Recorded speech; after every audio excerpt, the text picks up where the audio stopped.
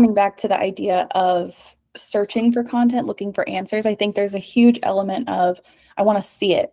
So like we're talking about home organization. So if you go to Pinterest, you may see a cool graphic of different ways to organize. Or if you go to Instagram, you may see a cool like before and after reel of somebody organizing. Like there's that visual element that an article from Google, or maybe you don't have time to sit down and watch a whole full length YouTube video, a short form piece of content. Not that everything has to be short form, but when you're building out your social media presence and trying to connect with people that are just looking for those quick answers or advice or whatever it may be, if you can have that there ready for them, you almost build an extra little bit of trust, especially if you're willing to invest in the visual piece.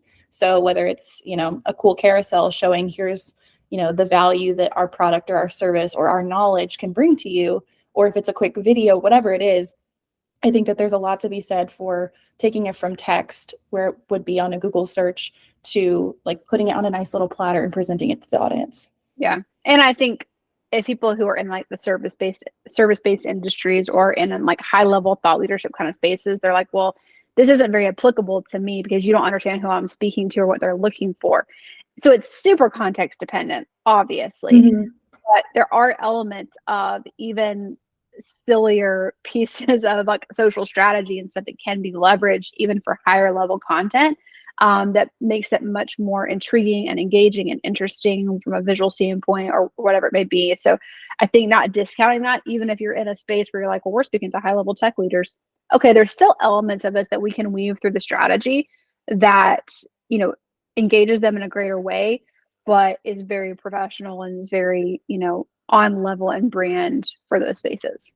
Sure. And obviously this is dependent on the brand and their personality, but like there's a lot to be said for a quality meme or like some kind of GIF or whatever. Like if you can apply those things, you're going to get their attention. And, Yep. If you do it poorly, you'll get their attention in a bad way. But if you do it well, you not only say, we understand what we do well enough to like turn it into a really bite-sized snippet, but also that you're willing to kind of be a little bit more unbuttoned, a little bit more like casual about what you do, and make your brand feel more approachable.